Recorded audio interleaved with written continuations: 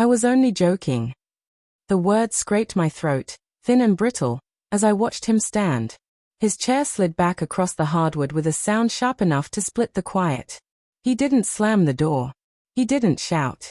He just left, and the silence that followed felt like the aftermath of an explosion, eerily calm, devastating in its stillness. It had started as a tease. A careless comment over dinner, wine pooling red in his glass. What if I told you I was sleeping with someone else? I had laughed, expecting him to roll his eyes, maybe scold me for being ridiculous. But instead, he froze, fork suspended halfway to his mouth. Are you? He asked, voice low, steady. Too steady. I blinked, confused. Of course not, Daniel. It was a joke. He stared at me like I was a stranger. Then, without another word, he rose and walked out. And he never came back. The days afterward bled together, gray and thick. At first, I told myself he was angry, that he needed space, that he'd return once the storm inside him calmed. But the bed stayed empty. His clothes disappeared, drawer by drawer. His toothbrush gone. His shoes gone. His wedding band, too, absent from the nightstand where he'd sometimes left it. I searched for him. Called his phone until the voicemail stopped letting me leave messages. I went to his office. His secretary said he had taken an indefinite leave. That was when the panic began to coil inside me. Not the panic of losing him, but the panic of why. Why had one careless joke split our life in two? I started rewinding moments in my head, picking apart memories like frayed threads.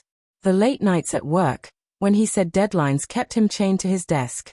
The sudden new cologne, musky and sharp, that lingered long after he returned home. The way he had begun sleeping with his back to me, body taut, as though a wall had risen between us. At the time, I brushed them off. We'd been married 8 years.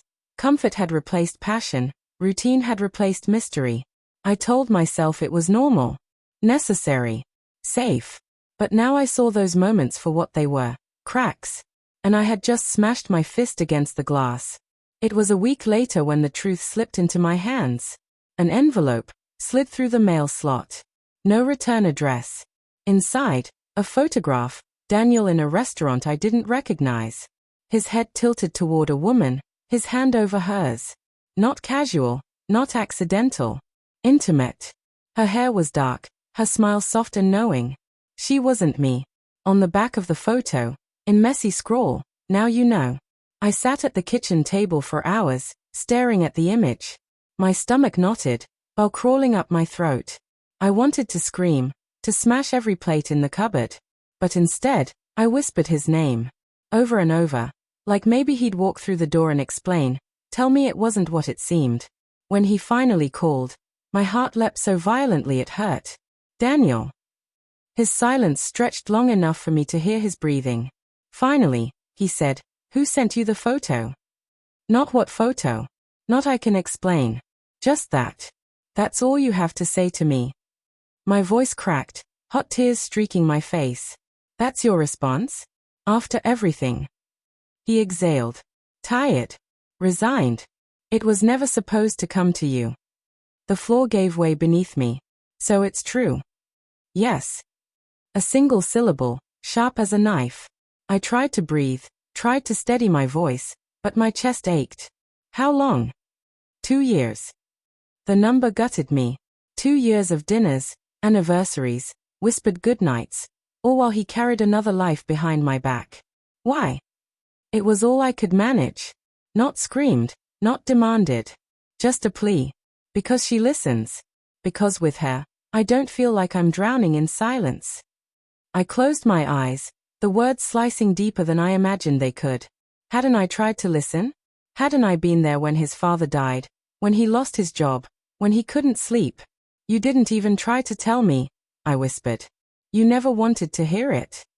I wanted to fight him, to shout until my throat bled, to beg him to stay, to curse him for leaving. But all I could think of was that moment, the joke, my laugh, his frozen stare. He had been waiting for me to open the door, to give him the chance to walk out without being the villain. And I had handed him the key. The divorce papers arrived a month later. No note, no explanation beyond the legal text. His signature sat there, neat and final. But at night, I still feel the chair scraping back, still see him rising, walking away. And I still hear myself saying, "What if I told you I was sleeping with someone else?"